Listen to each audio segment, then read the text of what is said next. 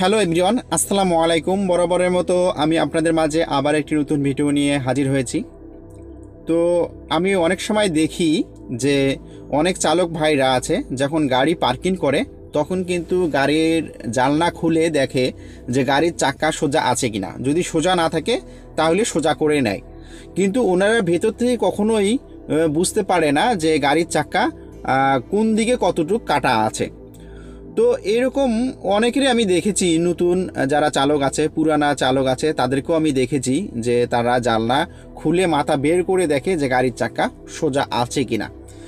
তো আমি আজকে এই বিষয়টা আপনাদের সাথে শেয়ার করব যে আপনি ভেতর থেকে বুঝবেন যে আপনার গাড়ির চাকা কোন দিকে কতটুকু কাটা আছে এবং আপনি কিভাবে এটা ইজিলিভাবে সোজা করে নেবেন। তো বন্ধুরা, চলুন কথা না বাড়িয়ে ভিডিওটা শুরু করা যাক।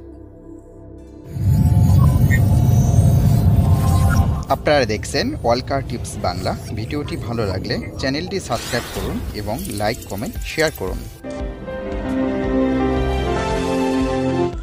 তো বন্ধুরা, প্রথমে আমরা দেখব যে আমাদের এই যে স্টিয়ারিংটা আছে, এই স্টিয়ারিংটা কত পাক আমি আপনাদেরকে দেখানোর চেষ্টা করতেছি। আমি ফুল ডান দিকে কাটতেছি। আমি ফুল ডান দিকে কাটলাম, আমার চাকা কিন্তু ফুল ডাইনে কাটা আছে, আপনারা দেখতে পাচ্ছেন। আমি ফুল চাক্কা ডাইনে কাটলাম, এটা কিন্তু ফুল ডাইনে আর কিন্তু যাচ্ছে না। তো এখন আমি দেখি আমার স্টিয়ারিংটা কয় পাক। তো আমি জানি 3 পাক, তো আমি 3 পাক দেখাচ্ছি আপনাদেরকে। 1 পাক, 2 পাক, 3 পাক, আর কিন্তু যাচ্ছে না। আমার কিন্তু স্টিয়ারিংটা ফুল 3 পাক আছে। তো এখন আমি কিন্তু ডাইনে থেকে ফুল কিন্তু বামে কাটলাম 3 পাক। এখন আমি যদি বাম দিক থেকে ডাইনে কাটি তাও কিন্তু 3 পাক। এরপর কিন্তু আপনি আর স্টিয়ারিং ঘোরাতে পারবেন না। আচ্ছা, এই ফুল 3 পাকের আমরা যদি এখন অর্ধেক করি তাহলে 1.5 পাক হচ্ছে।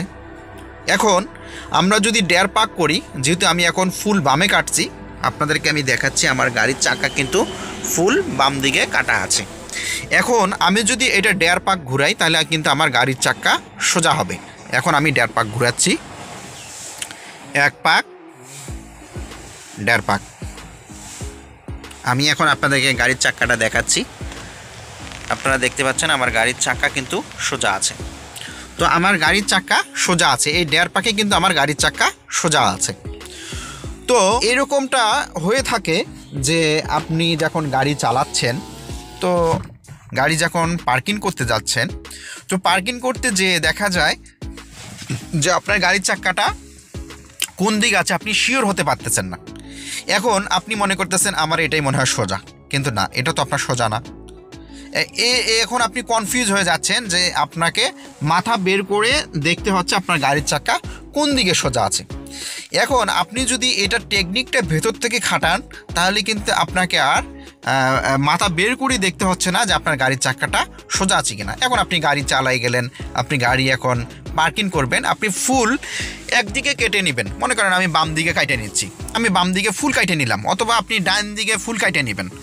আমি ডান দিকে ফুল কাটে নিলাম, আপনারা যে কোনো একদিকে কেটে নেবেন। ফুল কাটার পরে আপনারা এখান থেকেই 1.5 পাক ঘুরাবেন।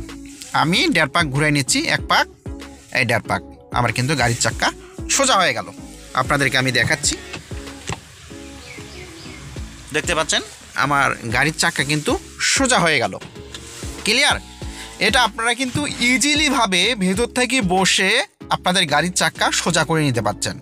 আপনারা কিন্তু আর মাথা বের করে দেখতে হচ্ছে না। তো এই মাথা বের করাতেই অনেকেই কিন্তু পাশে যারা দেখে তারা কিন্তু বোঝে যে আপনি কিন্তু নতুন চালক।